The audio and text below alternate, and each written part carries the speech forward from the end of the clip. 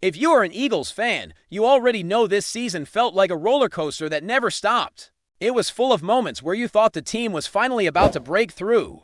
And then somehow it all slipped away again. We had the talent, the roster, the expectations, and the buzz. But what we ended up with was a feeling of missed opportunity that still stings. Especially now that the playoffs are over, and the truth is, there are a few things we have to talk about that are still burning because this season did not end the way it should have. The biggest question everyone keeps coming back to is Jalen Hurts and the leadership debate. That keeps getting tossed around like it's some kind of settled fact. People love to say things like, he's not a leader, or he doesn't command the locker room, and then act like it's a truth that nobody can question. But if you actually watched this season, you saw a guy who stepped up more than anyone expected when the coaching staff didn't have answers. You saw a quarterback who became more vocal, more intense, and more involved when the team needed direction. You saw someone who didn't let drama or tension define the locker room, even when things got messy, and that's the kind of leadership you can't fake. But the leadership debate isn't the only thing that has people talking. There's also the whole situation with Howie Roseman and the offensive coordinator interviews, which honestly feels like a circus at this point. The names being mentioned don't feel like a strategic plan. They feel like a list of whoever is available, whoever is willing to talk, whoever can be thrown into a headline. And that's not how you build an offense that can win in the playoffs. That's not how you build a team that can compete at the highest level. The Eagles have to be smarter than that.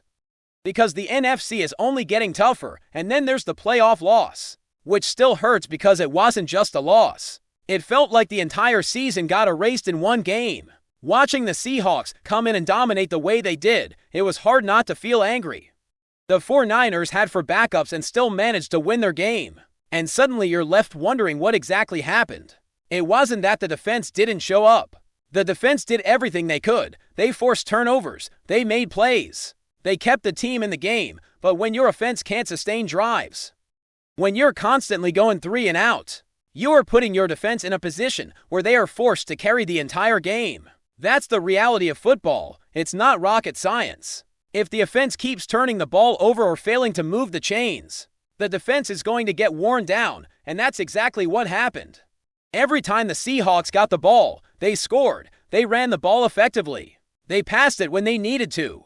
And they had a coach who was making adjustments while the Eagles' offense seemed stuck in place. It's the kind of thing that makes you realize how important complementary football really is. If one side of the ball is consistently failing, the other side can only do so much. And that's why this season feels like such a waste, because this roster had everything. This team had one of the best setups in the league, arguably the best roster in the NFC. The defense showed up when it mattered. The problem was the offense and the coaching decisions that kept repeating themselves. It wasn't just one bad play or one missed call. It was a pattern of missed opportunities, a lack of identity, and a failure to adjust when it mattered most. The defense gave us everything they had. But you can't carry a whole season on your shoulders. Not when the offense is inconsistent and the staff keeps making the same mistakes over and over. Now, the offseason has already started, and it feels like the Eagles are in this weird limbo where nothing is clear. The team has a quarterback who has proven he can win big games and who has grown into a leader. Yet the franchise seems to be questioning everything. That's the part that makes you nervous. Because if you want to build a championship team, you need consistency, you need a direction. You need a plan that doesn't change every time the season ends in disappointment. Right now, it feels like ideas are being thrown at the wall to see what sticks. And that's not the way you build a contender. And the first thing that needs to be addressed is the coaching situation. If Nick Sirianni stays, then he needs a staff that can win in the playoffs. You cannot keep running the same offense with the same issues and expect a different result. That's not how it works. This team was built for this moment. We had the weapons. We had the defense. We had the talent. But in the biggest moments, the offense looked lost. It was like watching a team with all the tools but no way to use them when the pressure was on. That's why the playoff loss hurt so much, because it wasn't just a loss. It was a failure to execute when it mattered most, and that's why the offensive coordinator search is so crucial. You can't keep hoping that the same system that got you this far will suddenly start working in the playoffs. It doesn't happen like that.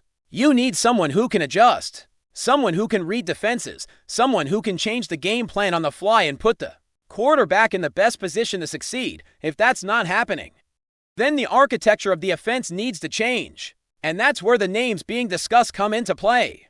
Because this offseason is not a time for half measures. It's a time to make bold decisions and take the steps needed to actually become elite. Now let's talk about the coaching candidates. Because this is where the conversation gets really interesting. The names being thrown around, the rumors, the speculation. There's a reason Eagles fans feel like they're watching a reality show instead of a serious coaching search. Brian Daboll's name keeps coming up, and you can understand why. He has a track record.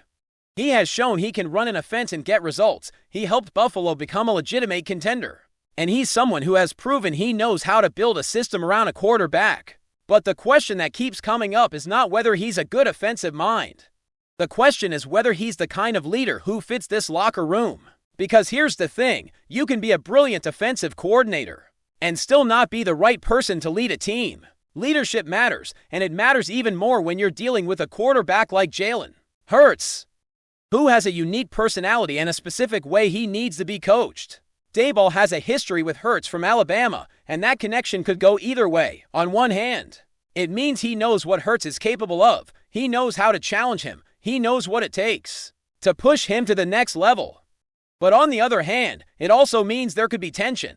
There could be a level of friction that nobody wants in a situation where the quarterback needs stability and confidence. And that's the risk, because if Hurts doesn't feel comfortable, if he doesn't trust the coach, then the whole offense is going to struggle. The head coach has to be a collective decision. You can't bring in someone who the quarterback isn't comfortable with and expect everything to magically work out. This is a team sport, and chemistry matters. The Eagles can't afford to put a new coach in place who creates a divide in the locker room, especially when the goal is to win now. The roster is built to compete, and the quarterback is proven. The last thing the franchise needs is a leadership mismatch that derails everything.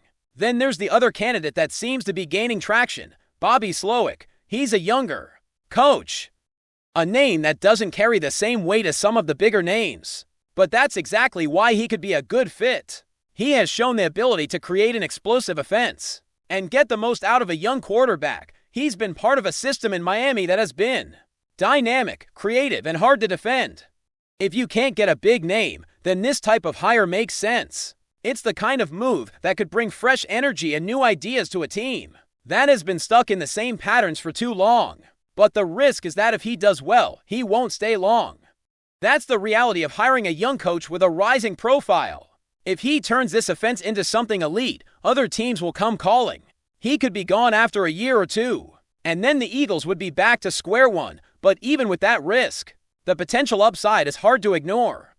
The offense needs a spark. It needs a voice that can make it feel like a new system, not just the same playbook with a different label, and that's what Slowick could bring. And then there's the name. That feels like the dream option. Mike McDaniel. This is the guy who has proven he can build an elite offense. He understands how to design plays and manage an attack that keeps defenses guessing.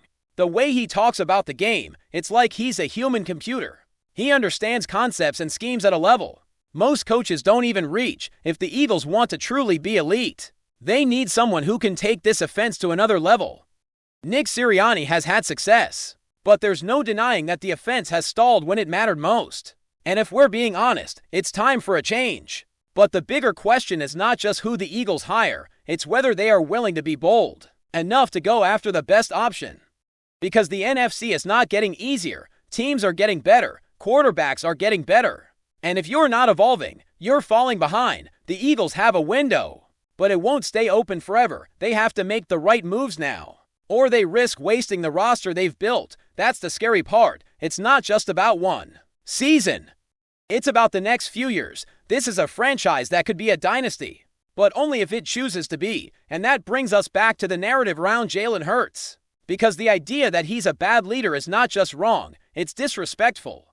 It's disrespectful to a guy who has carried this team and grown every single year. It's disrespectful to the locker room that has publicly praised him. And it's disrespectful to the fans who know what they've seen on the field. You can't just throw out a narrative like that and expect people to accept it without question.